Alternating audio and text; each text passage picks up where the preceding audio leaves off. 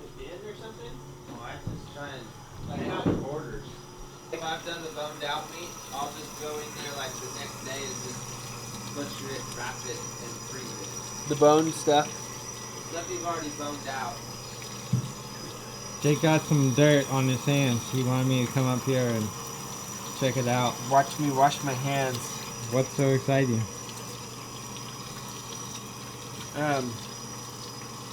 Nothing too much. Just went for a morning hunt.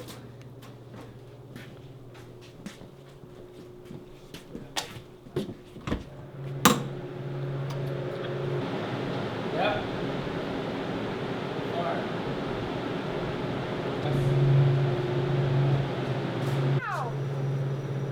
That's his bull. Wow, that's huge.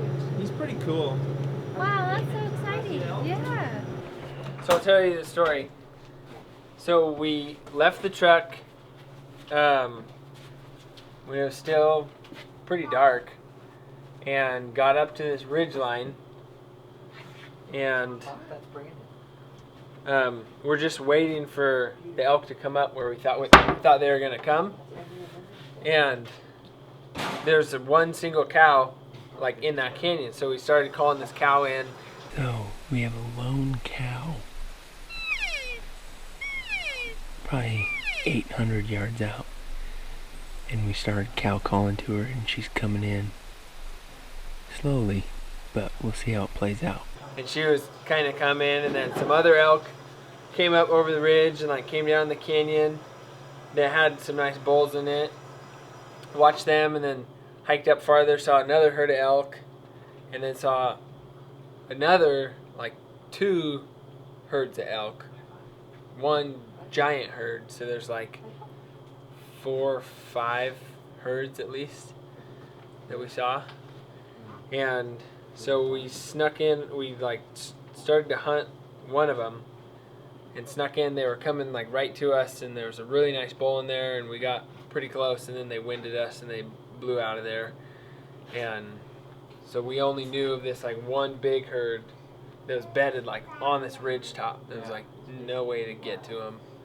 And so we hiked around for a little bit, looked for all the other elk, didn't see them. So we were like, okay, we'll go after this herd and try to sneak up on them and see what can happen. And to me, it was kind of like Hail Mary pass. Like they're on this ridge top, and there was 136 that I counted of them. It's this giant herd.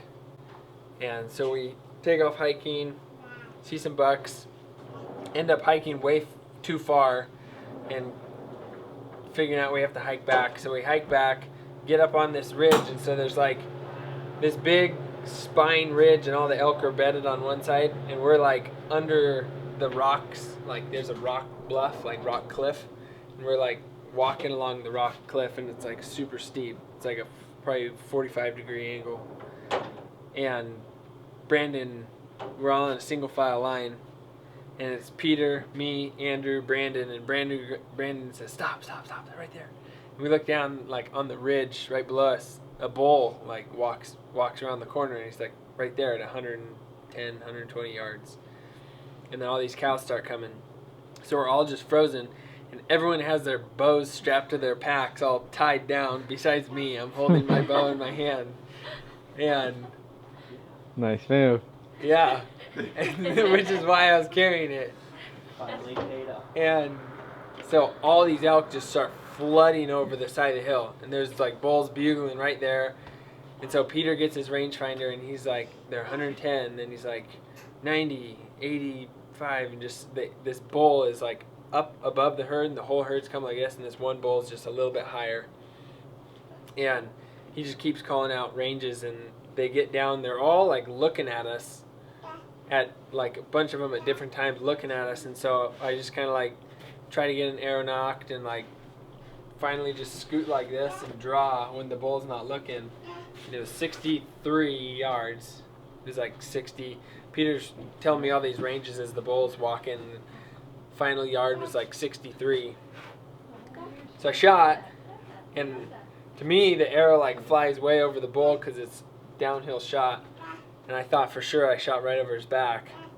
but I shot him just perfectly in both his lungs, and they all kind of like spooked a little bit, but the herd didn't like blow out, and he ran maybe 100 yards and died.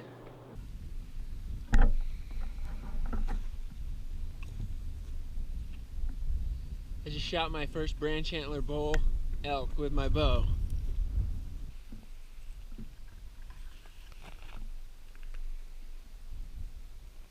That's perfect. Yeah, it was a Really good shot. good shot. I'm really thankful that we got a good shot and didn't have to track him all day. Yeah, it's still out there. Did you have your GoPro? Yeah, I had my GoPro on my bow, but I didn't turn it on because I was sitting there like this, and all the elk were just staring at me, and I was like, if I were to just go like this and like hit buttons, like, I mean, they're close, like They were looking at it. 70 yards. It's like this sea of elk. So we were trying to not look or like not move at all. And so I just like was able to like grab an arrow and like slowly like get it loaded in my bow and like almost cut Peter's ear off, like turning my bow, and then as soon as the bull turned, I just, all these elk are looking at me, and I just turned and drew back.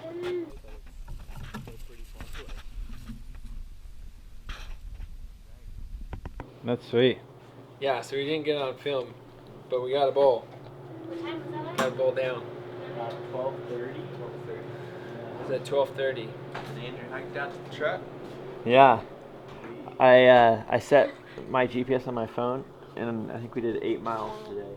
So we hiked through everything up, way up to the right, and then hiked all the way back to where they were. Thankfully, Peter had his QU pack, Yeah, yours is really awesome. Back and everyone wants. it breaks down to a pack frame, and we were able to fit like a whole quarter at a time on his backpack and pack it out. You want to see the elk again?